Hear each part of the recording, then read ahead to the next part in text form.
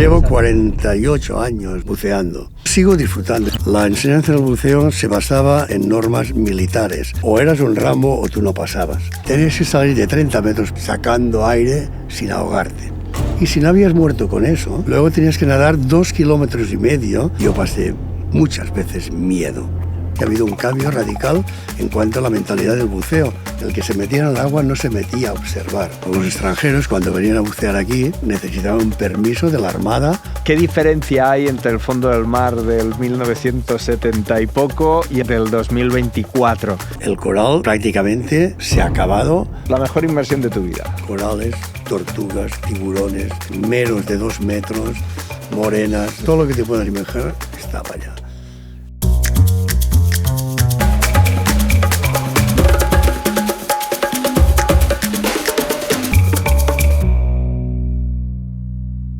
Hoy tenemos el honor de presentar a Emilio Agustí, un verdadero pionero en el mundo del submarinismo. Es fundador y propietario de Triton Diving, un emblemático centro de buceo en Llafranc, que ha sido clave en la historia del buceo en la Costa Brava. Con más de 50 años de experiencia como instructor, Emilio ha dedicado su vida a transmitir su pasión por el mar y a formar generaciones de buceadores. Su trayectoria es un ejemplo de dedicación, innovación y amor por este fascinante mundo submarino. Pues hoy queremos empezar con un viaje a los orígenes del buceo y para eso contamos con Emilio Agustí, que a mí especialmente me hace mucha ilusión tenerlo aquí porque él y la familia tritonera me han enseñado a bucear junto con mi padre. Y nada, pues me han enseñado a crecer dentro del mundo del buceo y también fuera. Él es un veterano submarinista de 78 años que puso en marcha un centro de buceo en la Costa Brava en 1979. Correcto. Y nada, nos hablará un poco de los grandes cambios que tiene el buceo desde antes hasta ahora y también hablaremos del presente y del futuro de este deporte que nos encanta a todos tres. Exacto. ¿Qué tal, Emilio? La mar de bien. ¿Sí? Con un apunte de veracidad. Los inicios del buceo son muy anteriores a mí. Cierto. Yo soy viejito, pero no tanto como para esto, ¿no? El buceo empezó con Cousteau y Cañán, que inventaron el primer regulador autónomo, y durante la Segunda Guerra Mundial, para finalidades militares, y que Cousteau fue el que empezó a promocionar la actividad del buceo como una actividad deportiva. Esto era en años 45, acabó la guerra, sí. No sé exactamente, pero en España sobre el 50 o así es cuando empieza, y yo empiezo en el 79. No, el 79 empiezo el centro de buceo. Pero empiezo el 76, me parece que hago mi primer curso de buceo, buceador de segunda clase, que el título lo otorgaba después del pase por la Federación la Subsecretaría de Pesca Marítima, o sea, la Armada. Claro. He hecho la Armada y es el primer título que yo tuve. Muy bien. Todo esto me vino, un compañero me llevó a hacer pesca submarina y para mí fue un descubrimiento total. Yo había ido con gafas y aletas a coger mejillones. Estamos hablando de todo una actividad en aquellos tiempos que era depredadora. El que se metía en el agua no se metía a observar. Claro. Ese cambio ha venido afortunadamente después y se va hoy día. La finalidad del submarinista es observar, fotografiar y conocer. Entonces se iba a sacarle al mar lo que tenía, ¿no? Y así empezamos. Y ahí es donde yo hice mi primera inmersión acompañado de guiado sin que fuera monitor ni nada. Claro. En aquellos tiempos todo era... Es una de las cosas que quería preguntarte. No sé si recuerdas la primera, y tanto. Pero yo lo digo porque, no sé si te gusta el cine, pero hay esta película de Piratas del Caribe, no sé si me parece que es en la tercera, en la cual el Jack Sparrow empieza a hacer el barco que vaya de babor a estribor para terminar dando la vuelta a todo el barco, porque tienen que ir a un mundo mágico que está debajo del mar. Entonces, justo cuando está a punto de volcar el barco, él dice, arriba es abajo. Y es una expresión que a mí me gusta mucho porque es cuando yo hice mi primera inmersión, que no hace mucho de todo esto, pensé, arriba es abajo. O sea, ¿cómo puede ser que haya yo todo conociendo que no conozcamos nada. Sí, y que... Entonces, háblanos un poco de igual esa impresión, ¿no? Porque es así, o sea, hay un mundo... Sí, realmente es un descubrimiento de un mundo que lo tenemos aquí al lado, pero que está debajo, no es nuestro mundo. Y para mí fue un choque, me encantó estar ahí sin tener que aguantarme la respiración. Claro. Pero más que esto, yo lo que sí tengo muy presente es las reacciones de la gente que hace un bautismo de buceo, que nunca ha buceado y que hace la actividad del bautismo de buceo, se les explica las 4 cosas y de golpe y porrazo los metes en un mundo que no es el suyo, pero que les encanta. Las reacciones que tenemos en nuestro trabajo de la gente que hace el bautismo de buceo son de lo más agradecido que pueda haber, porque de golpe y porrazo estás igual que los peces, estás en el mismo ambiente. Arriba es abajo. Arriba es abajo. Sí, arriba es abajo. Pero luego hay que volver arriba. Así no te puedes quedar. Yo tengo una pregunta un poco así filosófica, que es, ¿tú por qué crees que la gente se mete debajo del agua? O sea, hay gente que se mete para evadirse, hay gente que le gusta pues la biología y quiere curiosear un poco. ¿Tú por qué crees? O al menos tú, ¿por qué? Hay tal cantidad de motivaciones y de satisfacciones que la gente saca de la inmersión que son innumerables. Sí que para mucha gente es un reto. Es un mundo desconocido, un mundo que tenemos como peligroso, que está lleno de tiburones que te comen, de morenas que te devoran y todo esto. Y cuando se meten y ven que todo aquello está ahí y tú eres un visitante y no tienes por qué estar agredido por ninguno de estos si tú te comportas correctamente, pues otra cosa. Es la evasión que tiene del mundo estresante que estamos viviendo todos. Sí, yo esto me viene a la memoria uno que hace años que viene, tiene un trabajo de mucha responsabilidad, y cuando viene a Llafranc, él se pasa el fin de semana prácticamente debajo del agua. Porque él dice, yo cuando estoy debajo con mi cámara de fotos, me olvido de todos los problemas que estaba pasando durante la semana y que están aquí dentro, pero los dejo arriba, que están ahí fuera. O sea, que como evasión también. Yo empecé a hacer submarinismo en la época del COVID y por cuestiones de trabajo se paró todo, ¿no? Pero después en junio, julio volví a arrancar todo el trabajo, entonces era como... Y empecé a hacer submarinismo en julio del 2020 y me acuerdo que uno de los motivos fue allí abajo no hay cobertura. Es como, seguro que no me van a llamar. Es una manera para desconectar y evadirse totalmente. Vamos otra vez a los panes y los peces, que a mí es una historia que me fascina. O sea, como un panadero de una panadería histórica de Barcelona pasa a regentar uno de los centros de buceo con más solera de la Costa Brava y con más, no sé, ¿no? Con más continuidad. Con más continuidad, porque no todos tienen la suerte que he tenido yo de que lo que nosotros creamos con mi mujer Loti en el 79, pues tenga una continuidad. La tuvo durante 16, 17 años con mi hija mayor, la que nació cuando yo empecé, o que debido a que nació y era bebé, yo me dediqué a meter mi cuerpo debajo del agua, y que casó con un australiano, llevaron al centro perfectamente durante muchos años, pero cuando murió mi mujer, ellos decidieron que se iban a vivir a Australia, y allá está.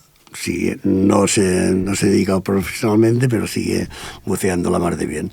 Y ahora es mi otra hija la que... Después hablaremos un momento de Miriam y de Sara. Sí. Pero vamos a la historia. A ver si no sé si he contestado bien. De los panes a los peces. Vale. ¿Cómo pasamos? ¿En qué momento se te pasa por la cabeza, en el 1979, abrir un centro de buceo en Llafranc, que es un pueblo precioso de la Costa Brava? Y bueno, ¿en qué momento? Que era, el momento lo tengo clarísimo. Y además es una anécdota muy, muy bonita. Yo empiezo a hacer inversión. Tenemos el apartamento en Llafranc y yo voy a cargar mis botellas a Tritón, que ya existía. O sea, Tritón no lo creé yo, Tritón lo creó Joan Quintana con Clotilde Martínez, él era coralero, se hizo coralero pirata, como yo fui después también, y luego él, coralero titulado y con licencia y tal, ¿no? Hago un inciso, es que el tema del coral yo creo que tiene como una especie de morbo, porque era furtivo, ¿no? Lo era. Y porque peligroso también extraerlo. Y también una forma de vida para mucha gente. Para mucha gente, que vivían, bueno, lo que dice ella, ¿no? Que peligroso porque se vivía en circunstancias muy, muy radicales. ¿Tú trabajaste de coralero? Sí, bueno, yo trabajé de coralero. De coralero. Claro, yo cuando inicio el centro de buceo me encuentro al Joan Quintana, que era el que tenía la estación de carga en Tritón. Hola Emilio, ¿qué tal y cual? Dice, oye, mira, hace tiempo que estoy dándole vueltas, yo me dedico ahora a lo del coral, el coral es mucho más productivo que esto, y he pensado que tú, que hablas idiomas, tu mujer es holandesa, tú hablas holandés, francés, alemán, inglés, todo tal, que podríais ser los adecuados para... Yo le digo, bueno, tal cual, ya te digo algo. Entro al jardín de los apartamentos y mi mujer estaba con su madre, que teníamos el primer piso, allá al sol, hablando. Y yo desde abajo, con mis pescaditos colgando de la espalda, ¿qué tal? ¿Cómo ha ido? Digo, la mar de bien. Digo, oye, Loti, ¿qué te parecería vender la panadería y empezar el Tritón? Dice, ya. Porque ella, como muy buena holandesa, las flores y las plantas eran parte grande de su vida, claro. Y en aquel piso era imposible tener flores. Si abrías las ventanas tenías todos los coches delante. Eso fueron... La combinación perfecta. Combinación perfecta para tomar la decisión perfecta. ¿Y desde un inicio ya, o sea, empezasteis a trabajar y ya salíais con el barco? ¿O no, teníamos el barco lo había comprado el Joan Quintana, pero no tenía prácticamente ningún papel en orden. Cuando yo fui a hacer la escritura del barco a Vilanova i la Geltrú, resulta que el pescador que se lo había vendido estaba embargado por Hacienda, me querían hacer a mí, yo qué sé, bueno, pasé de todo, ¿no? Y ahí empezamos luego a legalizar toda la estructura del Tritón. Instalación de compresores, industria, barca marina y tal y cual. Y hasta el año 82, o sea, tardamos 3 años, no hicimos la primera salida oficial como centro de buceo. Y tengo una carta que la tengo marcada de un club de belgas. En aquellos tiempos la clientela que teníamos mayormente al inicio eran belgas. No sé por qué, había más belgas que otra cosa. ¿El tipo de turismo que llegaba en ese momento? Sí, lo que había eso. Y pues tengo la carta de un club de ahora no recuerdo el nombre, de un pueblo de Bélgica, pidiendo un presupuesto para venir con un grupo de 30 buceadores y tal y cual. Y ahí empezó la cosa. Y ese inicio, el día a día del centro, el día a día, primero era cargar botellas, que era un poco lo más... había mucha gente en aquel tiempo que venía a cargar las botellas, tenían su barquita y iban a bucear a su aire. ¿Y el submarinismo ya era un deporte bueno, ni popular? Por eso, no. Más o menos, no era lo que es ahora. No. Como la mayor parte de deportes. Sí. Cuando yo empecé a esquiar, había o pijos o gente de montaña. Yo era gente de montaña, claro. Pijo todavía no lo soy. Otras actividades, no sé, había actividades que ni existían. Ya. Pero el submarinismo empezaba, había gente que buceaba, pero no. Estaba el CRIS, que era el club pionero en formación de gente para bucear y tal, y había un cierto movimiento, pero muy, muy poco. Y para ganarse la vida, muy justo. Muy justo. A nivel de formación... Vale. ¿Tú tuviste que formarte? Lógicamente, sí. Yo empiezo con mi título de buceador de segunda clase, que es el equivalente al open water de hoy día. O sea, me permite bucear hasta 20 o 25 metros y tal y cual, ¿no? Y yo tenía que ser instructor nacional para dirigir un centro de buceo. Al inicio yo tenía buena relación con el Cris.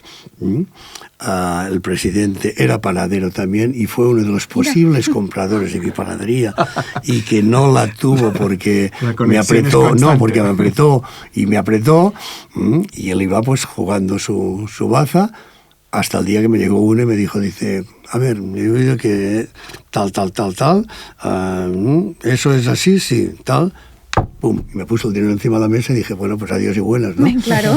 Pues, bueno, él me consiguió uno de los instructores del Cris que firmaba inicialmente por mí como director técnico del centro buceo. Vale. El centro buceo necesitaba un instructor nacional de buceo.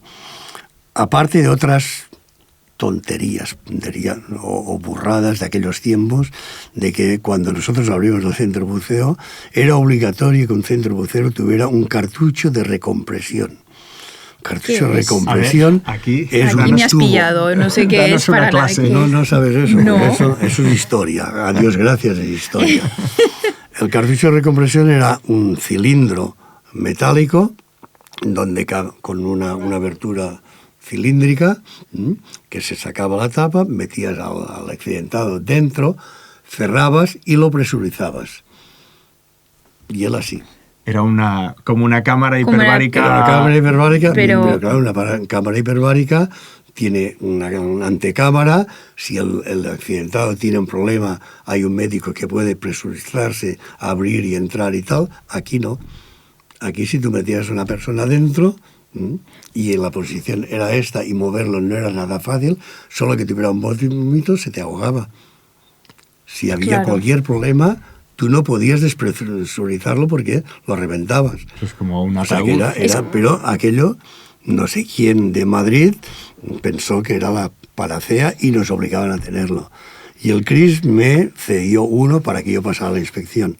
Y cuando vinieron a hacerme la inspección, el sargento que venía con el comandante, me dice, bueno, y a ver, ahora yo tengo un accidente y aquí, ¿cómo me metes dentro? Digo, yo a usted no lo meto dentro, porque no es que me caiga muy bien, pero yo no quiero matarlo. Porque si lo meto aquí dentro, yo no tengo ninguna garantía de que usted va a salir vivo. Eso en las plataformas petrolíferas y tal, supongo que lo tienen para acoplarlo a una cámara hiperbárica, pero esto aquí, hoy día, ahí, es mortal. Eso no tiene ningún sentido. Pues ese fue. Porque tuviste que meter a alguien alguna vez, ¿no? Nunca, ni Dios. Bueno, en aquellos tiempos también la cosa no era como ahora. No había cámara hiperbárica en Palamós, como la tenemos ahora. Fue uno de los para grandes... situar a la gente, está a 20 kilómetros de Francia. Para la obtención del permiso de operación de centro de buceo hacía falta un centro hiperbárico a menos de 1 hora y media en coche. En aquellos tiempos era muy, muy justo porque solo había Barcelona. Y nosotros a lo largo de mi vida como director del centro hemos tenido una serie de problemas, ¿no? Afortunadamente solo hemos tenido 2 casos mortales. Uno de ellos un ataque, una parada cardíaca que le podía haber pasado, o sea, no tenía nada que ver directamente con la inmersión, y otra ya fue más grave, más dramática. Era un instructor, amigo mío, belga, que había estado unos años sin bucear porque había tenido familia y tal, y que, se nos ahogó, entró en pánico. Lo que nosotros creemos es que entró en pánico. Y esa es una de las experiencias que yo espero que mi hija, que lleva el centro ahora, no tenga que pasar. Tu hija y nadie, no tenga que pasar. Porque... Volvemos para atrás, que nos hemos desviado un poco. Vamos al tema de los títulos, ¿no? Que es una cosa que a mí me hace como... A mí es que me entra mucha curiosidad porque, por ejemplo, yo tengo una compañera, Neus, tú la conoces, ella empezó a bucear, y al año ya era instructora. Sí. ¿Tú cuánto tiempo tardaste? Tardé... O sea que se puede conseguir hoy en día en un año puedes ser instructor. De hecho es bastante. Para empezar, la enseñanza del buceo y la práctica del buceo ha variado muchísimo de lo que era de aquellos tiempos. La enseñanza del buceo se basaba inicialmente en normas militares, o sea, las prácticas y los exámenes y todo venía de la actividad militar. O eras un ramo o tú no pasabas. Yo recuerdo mi examen de monitor, que no de instructor, que era el último que se hacía con prueba física. Aquello era una barbaridad. Era una barbaridad. Primero tenías que nadar no sé cuántos metros. Después nadar no sé cuántos metros con las botellas, aguantando las botellas fuera del agua sin utilizar el jacket. Cuando habías hecho todo esto, te sacaban, cuando nos sacaron en las medas, al exterior de las medas, a 50 metros. Vamos a poner contexto aquí, por la gente que no sepa lo que son las medas y el Estartit. Esto está en el pueblo del Estartit, entonces de las medas al Estartit, a ver, de navegación son... Hay 2 kilómetros y medio. 2 kilómetros y medio. Vale. O sea, pues se te sacaban con la barca a 2 kilómetros y medio de lo que es el puerto. Se hacían las pruebas a 50 metros. Bajabas a 50 metros, que es hoy día... el buceo deportivo no permite bajar más de 40 metros. 40 es el máximo. A no ser que sea con mezclas y ciclos y tal y cual. O sea, el buceador deportivo, 40 metros, tiene más que suficiente para ver lo que tiene que ver. Claro. Pues nos metían a 50 metros, hacías 4 o 5 pruebas, sacarte las gafas, intercambio regular tal, subías a 30 metros. A 50 metros. A 50 metros. Espera, que ahora viene la guinda y luego la reguinda. A 50 metros subías a 30 metros y a 30 metros, cuando decían vale, tú te sacabas el regulador de la boca y tenías que salir de 30 metros para arriba corriendo, sacando aire sin ahogarte. Ascenso de emergencia, ¿no? Lo que ahora haces a 2 metros 3, exacto, sí. Antes a lo tenías que hacer a 30. Tendría su lógica, que tú domines tu ansias de respirar y las mantengas y tal. Pero después de estar a 50 metros, a hacer una subida rápida para arriba, tu cuerpo se queja, no le gusta nada. No le gusta nada de que de golpe todo el nitrógeno que hay disuelto en tu sangre debido a la presión va saliendo las células, pasa, y si la liberación de la presión es muy brusca, como le pasa a una botella de Coca-Cola que tú abres y salen burbujas, de burbujas. O sea que no moría. Y si no habías muerto con eso, que por suerte, más por suerte que por otra cosa, no moría mucha gente, luego tenías que nadar 2 kilómetros y medio. Que es lo que te recomiendan que nunca hagas, ejercicio físico después pues de haber así se buceado. llegaba al título de monitor. Y luego el de instructor era solo pura teoría. Solo para llegar, sí. El de instructor, que es como el Dive Master de ahora, el Dive Guide. No, de monitor, perdón. El de monitor, sí, como el Dive Master. Vale. Sí. Bueno, Patri, vamos a vender un poco la moto. Si os está gustando nuestro contenido, suscribiros a nuestro canal y seguidnos en las redes sociales, en Instagram, en TikTok y en Facebook. Claro. Pero los inicios fueron duros, o sea, tenías que trabajar mucho. Sí, exacto, día a día. ¿no? Yo siempre he trabajado mucho. Eso ya. Ser panadero lo sé. no es lo más fácil del mundo, o lo más regalado del mundo. Pero bueno, claro, además había poca clientela. Es que estabais Se solo cargaban tú y muchas Loti botellas. también. ¿Perdón? No había ningún trabajador más a los inicios, éramos ¿no? Eres tú y Loti. yo. Luego, al cabo de un par o 3 de años, venía un sobrino de ella, que su padre había muerto cuando él tenía 9 años, y lo teníamos todo el verano, y él venía allá y nos ayudaba a cargar botellas. Y, a ver, 2 personas, 3 personas llegando a un centro con un barco que cuánta gente Llevaba cabía? 17 personas 17. y un patrón. ¿Cómo hacíais día a día? ¿Pero el patrón eras tú o era yo? ¿Tú eres bueno, el no, patrón? era yo, pero los primeros años no era yo. El oficial no era yo. Era un pescador de Calonge que tenía el título de pesca, patrón de pesca local, y yo no lo tenía porque me hacían falta días de embarque, había hecho los exámenes, claro. Y durante 2 o 3 años yo tuve que pagar. Entonces tenías este patrón, pero tú ya estabas dando cursos. No, todavía no. Todavía no. O sea, no. estabas en este proceso de los títulos. Pero una vez tienes los títulos y tú ya eres patrón, sí. Lo digo por curiosidad, una vez arrancado bien, Sí. El ritmo de vida era cargar botellas todo el día. Sí. ¿Cuánta gente en el barco has dicho? 17. 17. Llegamos a hacer 9 inmersiones en un día. 9. 9. Empezar por la mañana, tenemos la suerte en Llafranc de tener los ullastres a 5 minutos de barco.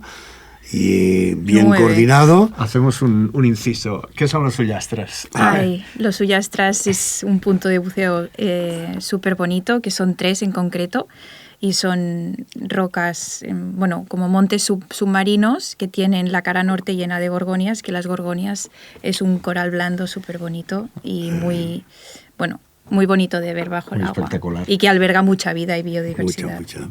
Entonces, tenías la proximidad que hace. A 17 belgas en el barco.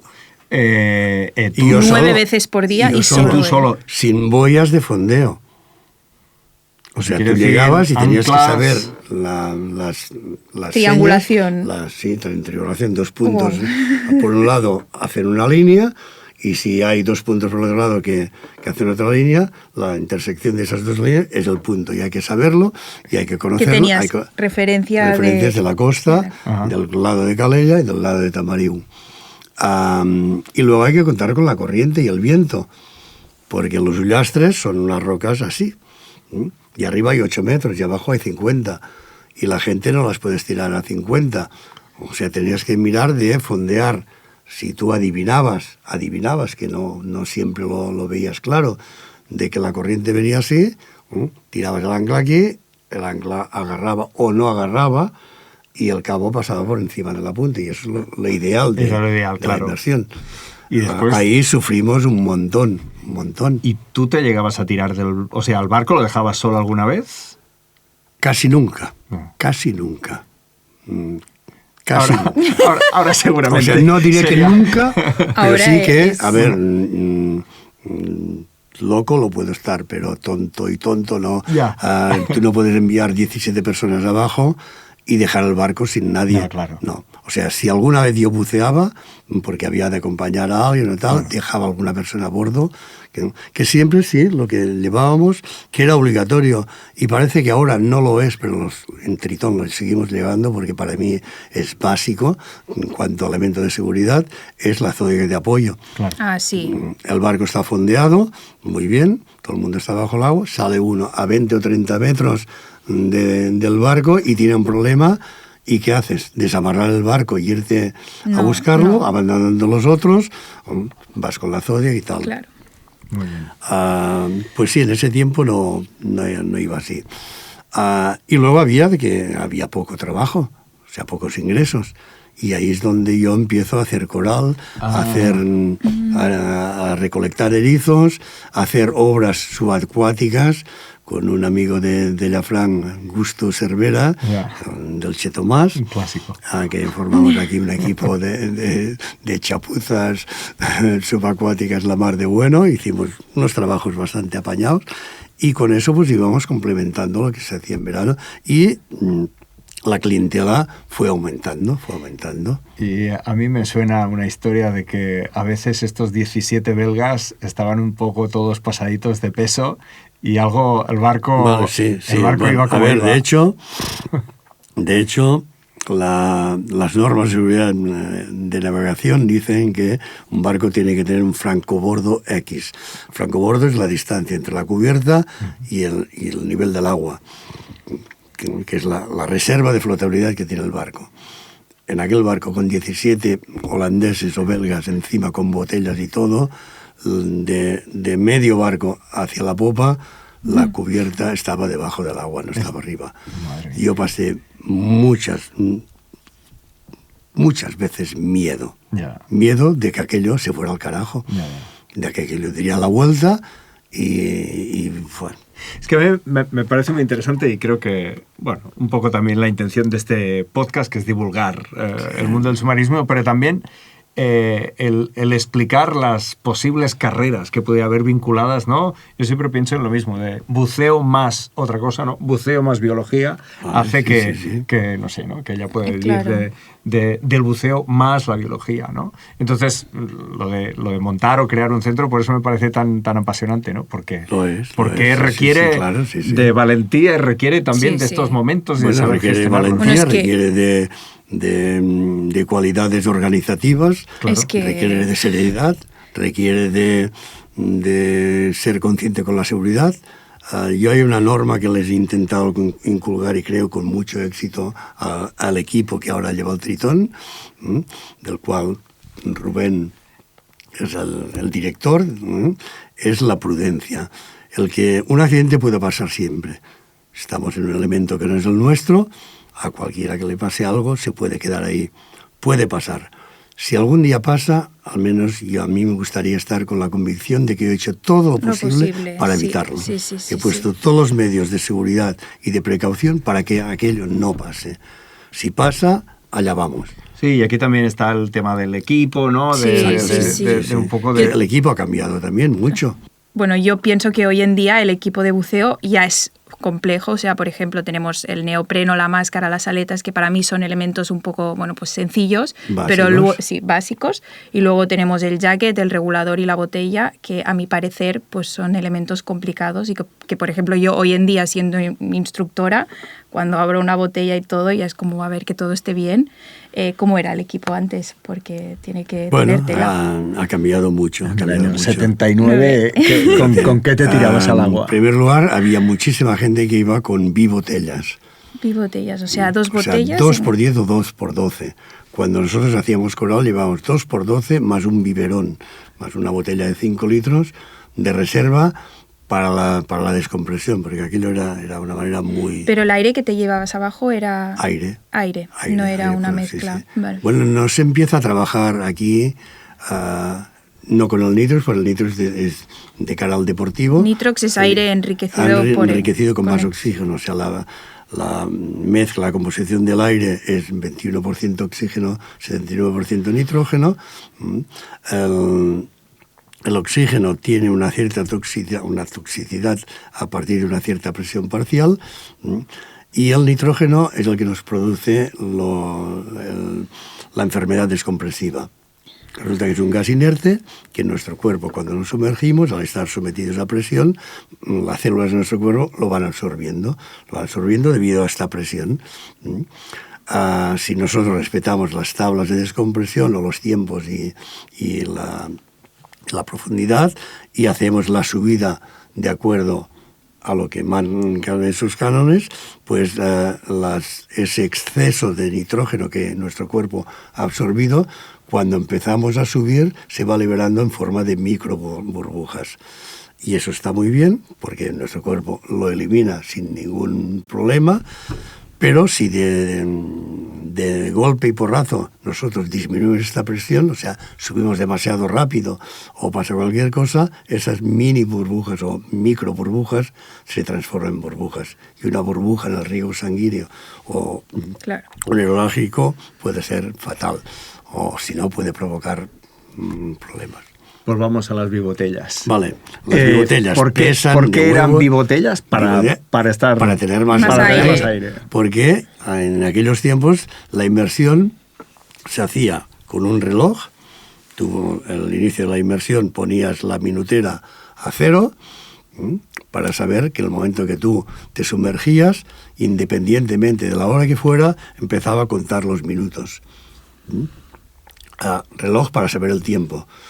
Un manómetro para saber el aire que tenías, que eso también es un poco posterior. Inicialmente íbamos con reserva, no había manómetro, y la grifería tenía una válvula con un muelle que se levantaba, y eso era un muelle que tiraba de una válvula, o sea, dejaba pasar el aire. Cuando la presión de la botella disminuía, aquella válvula se cerraba.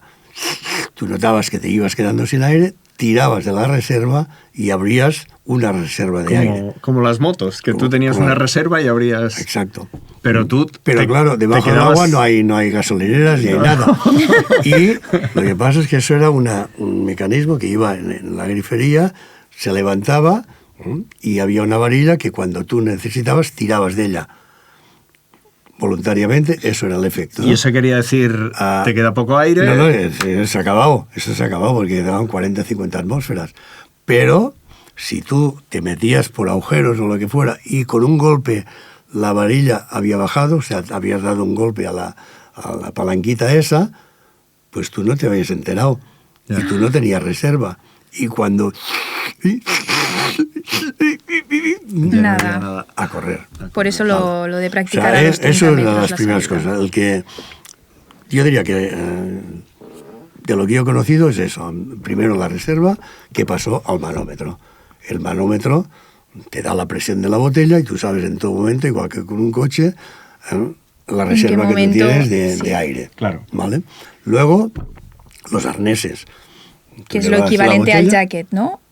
No había jacket. No había jacket. Te había la botella, te la ponías en la espalda, las aletas, el plomo adecuado y a nadar, que hay que estar fuerte. ¿Y el jacket? O sea, jacket la no función había. del jacket, ¿tú cómo regulabas la flotabilidad? Pues con las esa, piernas. con las piernas. Y si convenía, tiraban los plomos y a correr para arriba. Y eso quiere decir que seguramente respirabas mucho más, o sea, consumías más, porque tenías que hacer más esfuerzo. Por eso el bibotella. Claro. Vale. Bueno, por no eso sé. hacía Pero falta. luego había las tablas de descompresión. Eso. O sea, tú para bucear, teóricamente, tú tenías que planificar tu inmersión. Plan your dive and dive your plan, decían los de PADI.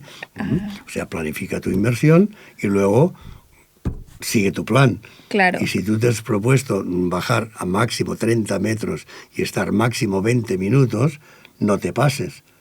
Pero si te pasabas, las tablas te decían el tiempo de descompresión quiere decir el tiempo de paradas antes de salir a la superficie para eliminar ese exceso de nitrógeno que teníamos en el cuerpo. Claro.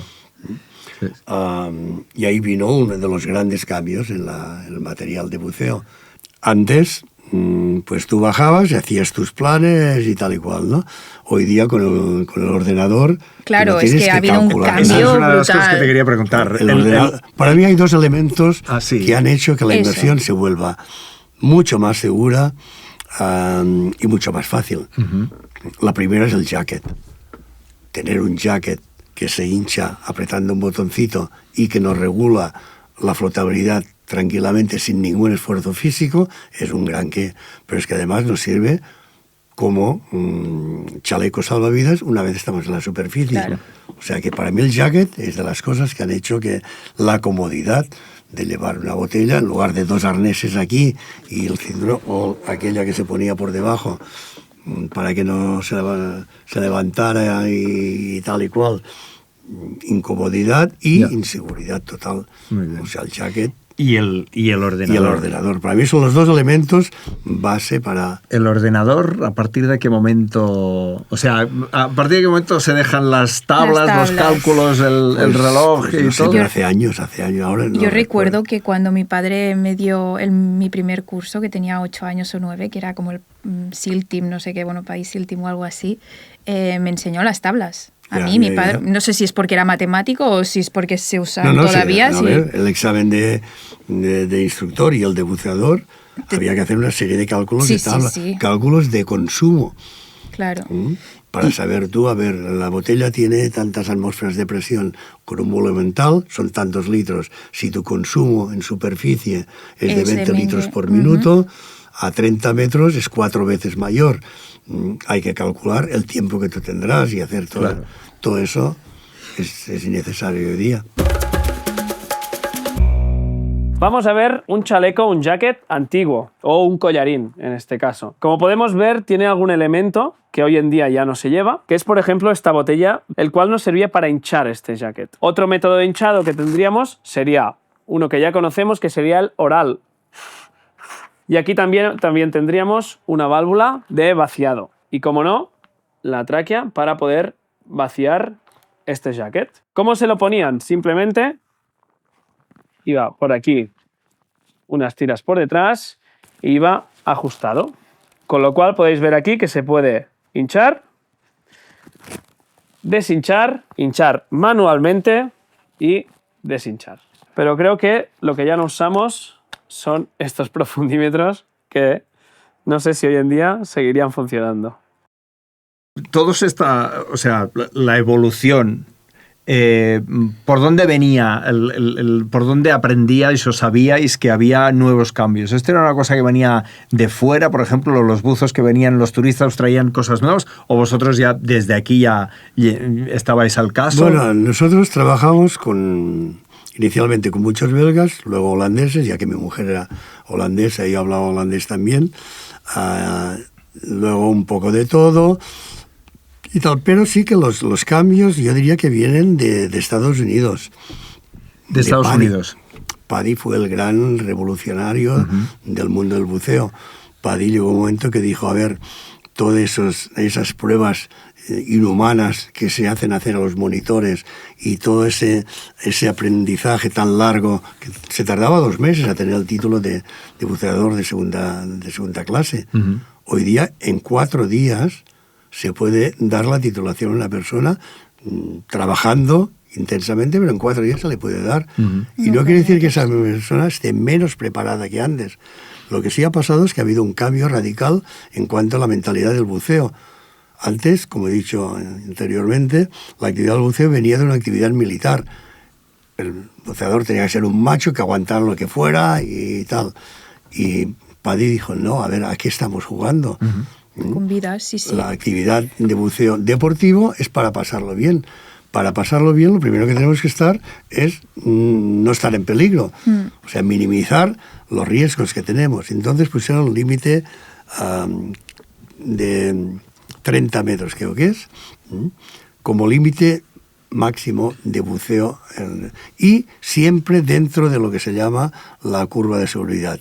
O sea, que independientemente del fondo que hicieras, que la relación tiempo-profundidad nunca nos obligara a hacer paradas de descompresión para dar tiempo al organismo. Intentar nunca entrar en deco, ¿no? Supongo que era nunca entrar en lo deco, más importante. Sí. Lo que sí se aconseja y se hace siempre es una parada de 3 minutos antes de cualquier inmersión para dar tiempo al cuerpo a relajarse, o sea, entonces, a eliminar. Ordenador regulador y también supongo que las certificaciones, ¿no? Este nuevo sistema de y sobre certificación. todo el sistema de educación, el sistema de... Y luego las federaciones nacionales y regionales que llevaban el asunto de la enseñanza del buceo también se fueron apuntando a ese tipo diferente de inversión. Y hoy día, a Dios gracias, pues eso, para el volumen que hay de submarinistas, la cantidad de accidentes es mínima. Sí, comparado con lo que contabas antes, es evidente de que ha dejado de ser un deporte, sigue siendo un deporte de riesgo, pero no tanto. Y ahora también, hoy en día, tienes que tener el certificado médico, el seguro de buceo. Bueno, eso ya existía entonces. Una anécdota curiosa es de que los extranjeros, cuando venían a bucear aquí, como todo eso era regulado por la Marina de Guerra, antes de bucear necesitaban un permiso de la Armada para bucear en aguas españolas. Y eso era una coña marinera para nosotros porque habíamos de tener fotocopia del pasaporte, del título y del certificado médico y del seguro. 2 fotos, 2 impresos que tenían que rellenar y sellos de pago de los huérfanos de la Armada. Y yo qué sé qué más. Y todo eso se juntaba en un expediente que había que llevar antes del inicio de las inmersiones a Palamós a que la Comandancia de Marina nos lo sellara para que oficialmente pudieran bucear. Caray. Eso era...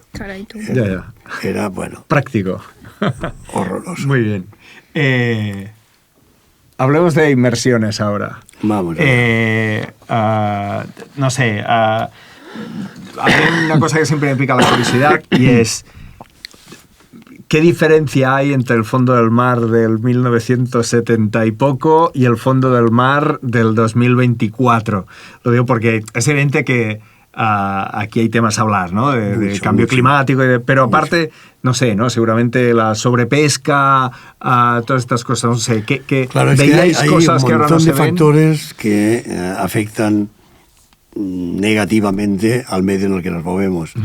Está la sobrepesca, la pesca de arrastre sobre todo, que es funesta, redes de flotabilidad en superficie y tal, polución del agua, aunque eso diría yo que casi ha mejorado en nuestro sector, porque antes el municipio de Palafrugell, todas las aguas grises de eso iban a un emisario que lo echaba todo afuera Directamente al mar. Hoy día todo se bombea a la depuradora de Playa Castell, y el agua que va al mar al menos está triturada y yo creo que purificada, bastante purificada.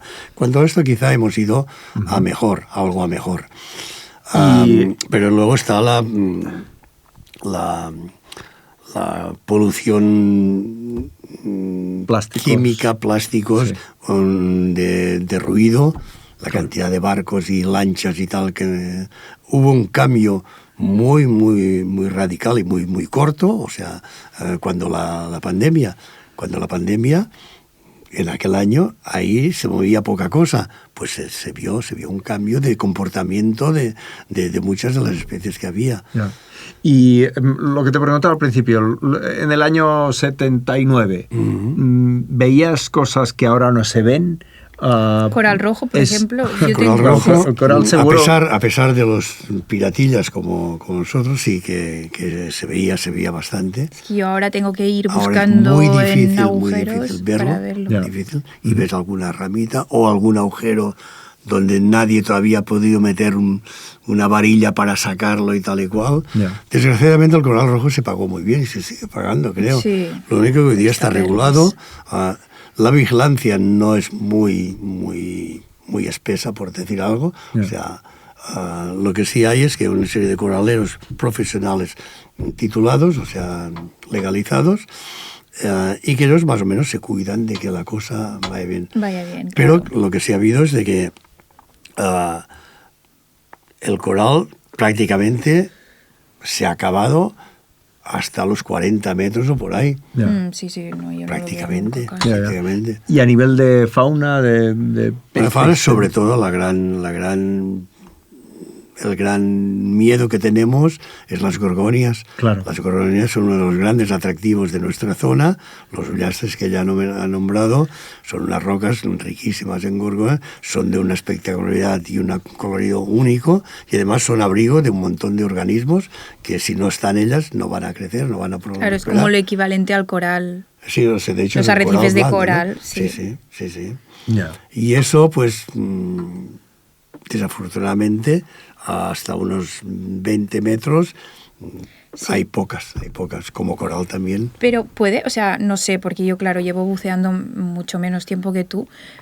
A mí me pasa que estos 2 últimos años, ha habido una degradación muy rápida. Yo creo que los picos estos de olas de calor han sido bueno, fulminantes para al menos los 20-25, te diría yo, primeros metros. O sea, ¿crees que ha habido como estos 5 últimos años han sido más? Sí, el aumento de la temperatura ha marcado. Vale. Eso lo viví yo de una manera muy, muy impactante cuando con Sara, la hija que ahora lleva el centro de buceo, hace 20 años o por ahí, fuimos a bucear en Australia, donde ahora está mi otra hija. Y nos fuimos a la Gran Barrera de Coral. Íbamos con una ilusión de que aquello y tal. Y resulta que el Niño, que es esa corriente de aguas cálidas que periódicamente afecta a aquellas costas, había pasado por ahí y nos llevaron a, no sé, 1 kilómetro así de la costa y había corales, pero el 80% estaba blanqueado, estaba muerto. Blanqueado quiere decir que está muerto, ¿eh? Está muerto, sí. Que está a punto de morirse, que la simbiosis, que es como la amistad que tienen entre la alga y el animal, que es el coral, pues la alga ya se ha ido por el aumento normalmente de la temperatura. Sí. Y que si no vuelve esta alga, pues el coral muere, porque no tiene alimento. ¿Qué más? Bueno, hay especies también que yo he dejado de ver en nuestras aguas. Por ejemplo, y que existen todavía. El corball. Ahora, umbrea, no sé cuánto. Umbrea, sí, no sé cirrosa o algo así. Antes había corball, es un pez precioso. Es elegante, es bonito, yo nunca he es visto grande. Rarísimamente se ve uno. En cambio, fuimos a bucear al Cabo de Creus y allá tienen, pero bastante. No hablemos de los meros. Sí, ¿no? Sí. Desgraciadamente, en nuestra zona, la pesca submarina no está prohibida y hay gente que que se puede decir que viven de la pesca submarina. Claro. Son gente que se juega la vida, que son muy buenos y tal, pero que sí que la están jodiendo. Ya. Que mero se ven, pero se ven que cuando te huelen se van y se meten en un agujero, ¿no? Sí, claro.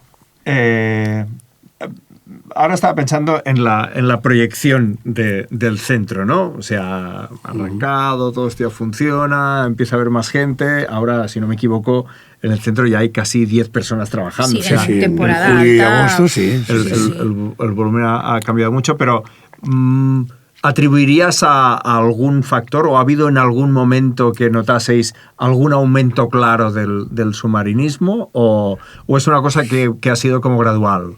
Sí, ha sido gradual, pero los últimos años ha sido rápidamente. Los últimos años, Sí, ¿no? sí. O sea, yo empecé a hacer cursos, a ver, sería el 90, 87 o por ahí. Y hacíamos cursos de la federación, de una estrella. ¿Qué pasaba? Que un curso duraba 2 meses y no hacíamos... No podíamos hacer muchos, ¿no? Yeah.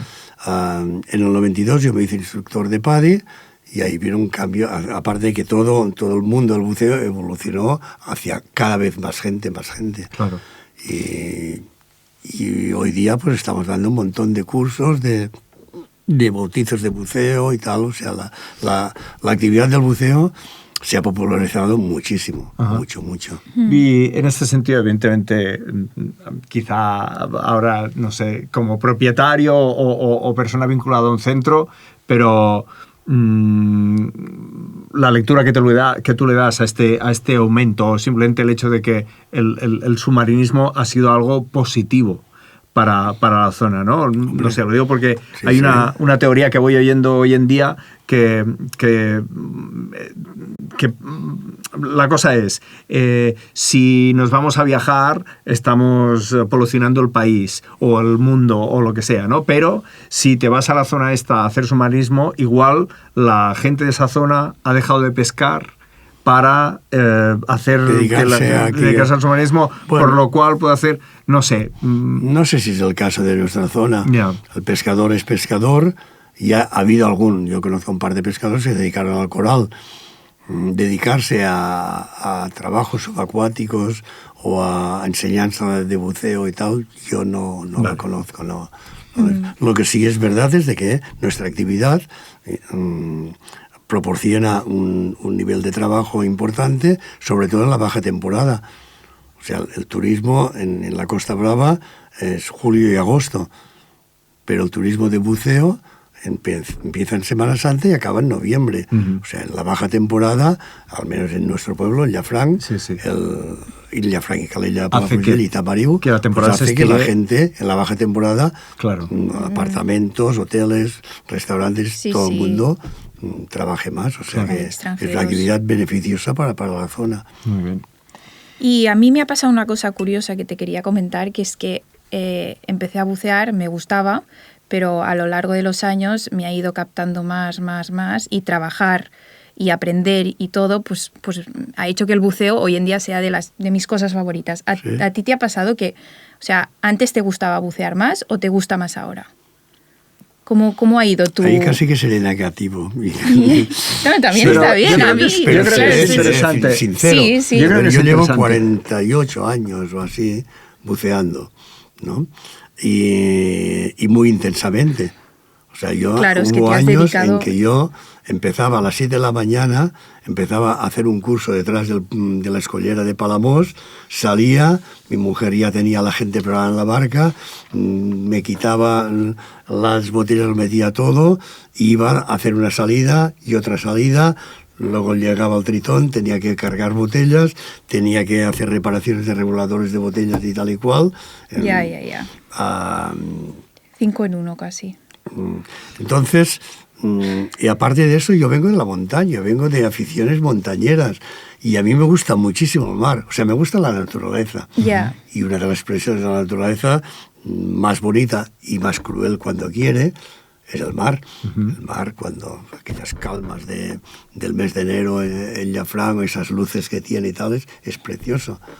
pero es una putada trabajar en él cuando las cosas se complican un poco. Yo he tenido algunas situaciones en que yo vengo de una educación católica de los jesuitas, que me dieron religión para 3 o 4 vidas y os cuento que solo viva una, o sea que cuando acabé les dije adiós y buenas, o sea que puedo decir que no soy creyente, pero por si acaso soy amigo de ellos. La muraneta. Y yo me he encontrado a veces rezando porque todo lo que yo tenía en mis manos sabía que no me podía ayudar. O sea, que tenía que ser o un milagro o la suerte o tal de... Porque de esto estamos hablando del comportamiento del mar, de lo que pasaba en el mar, sí. El comportamiento de las personas. Lo digo por vincularlo a lo que estamos hablando, que tú decías que le podías dar una lectura negativa, ¿no? Vale, negativa en cuanto a actitud, en cuanto a que yo si tengo tiempo, me voy a esquiar, me voy a la montaña.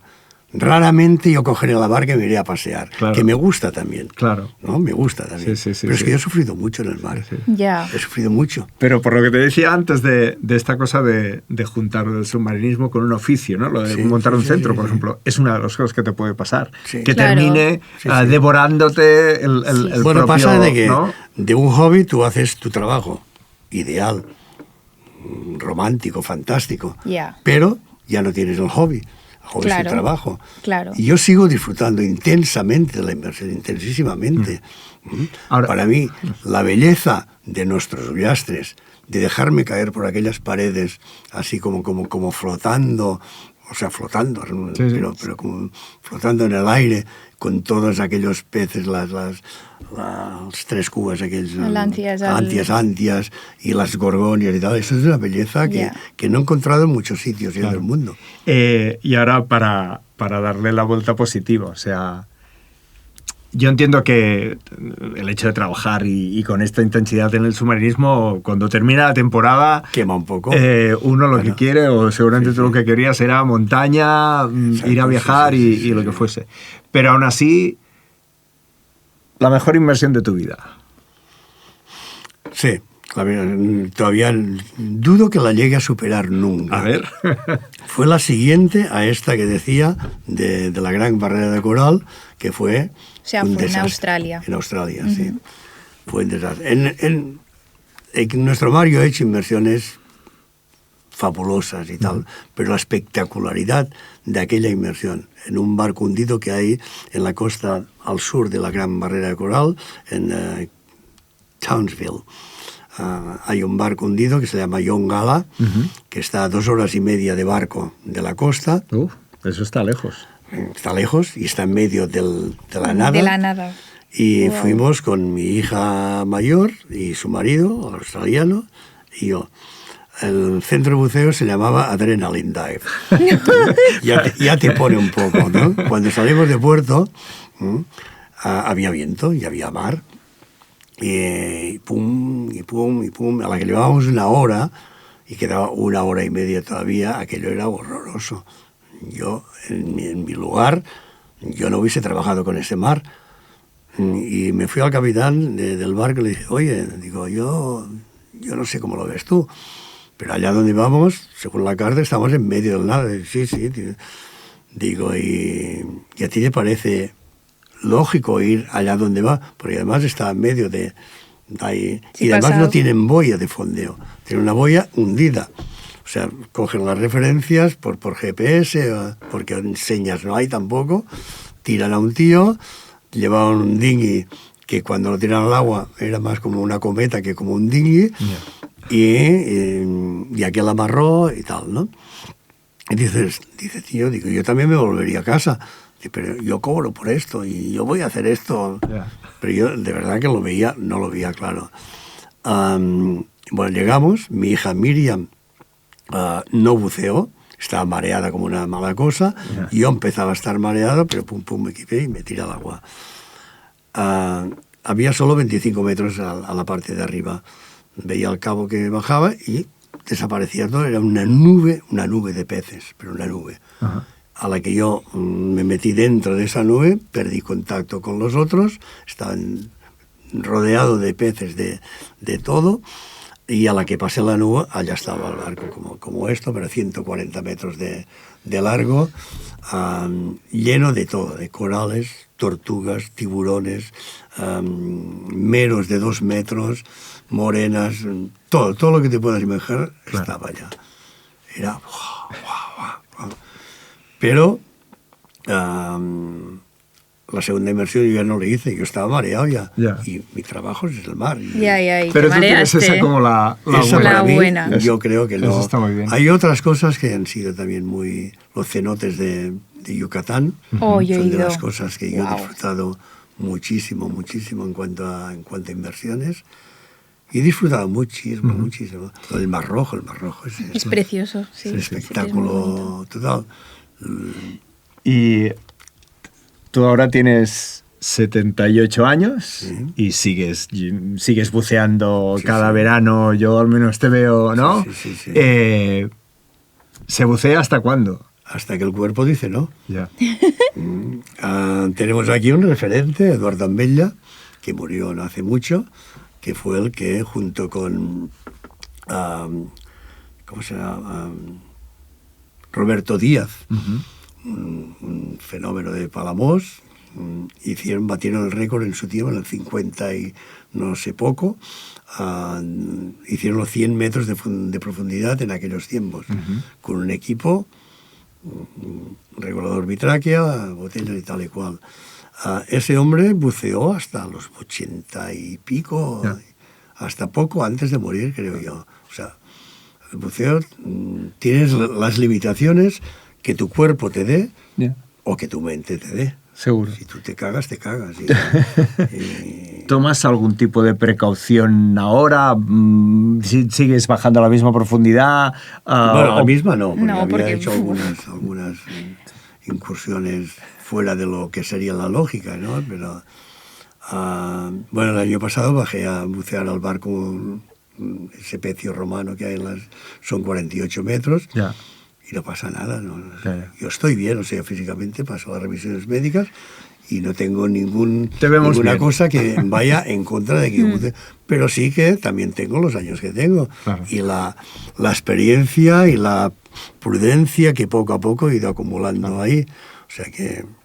Muy bien. Límite al que arriba me ponga. No eso. ¿Y tú crees que algún día vas a dejar de ser buzo a nivel de sentimiento? O sea, no creo, no.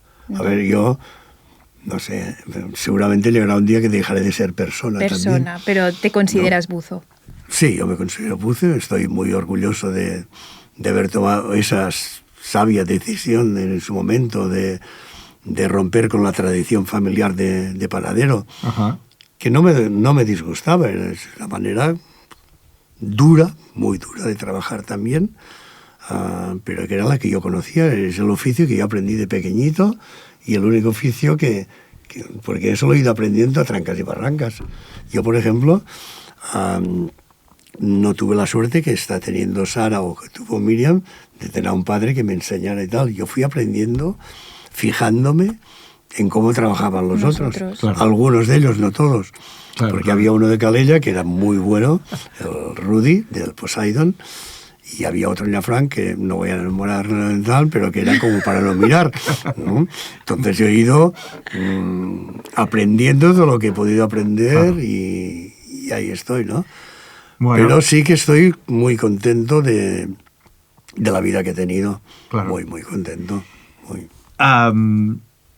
Aquí lo dejaremos, no sé, yo casi que me emociona haberte tenido aquí y que nos cuentes tu historia. Yo estoy muy contento de explicarla. Porque, no sé, ¿no? Yo siempre pienso que la historia es lo primero, ¿no? Y eso, y si eres algo, eres historia de todo esto que ha pasado. Te agradecemos mucho el hecho de estar aquí con nosotros. A vosotros muchas gracias. Y que eso tenga difusión y que haga que mucha más gente pues se dedique a disfrutar de ese... Y que tengamos a gente como aquí Patri, que se cuide de que el estado de nuestro mar se mantenga lo más largamente posible. Muy bien. Y muchas inversiones. Muy bien. Pues muchísimas gracias.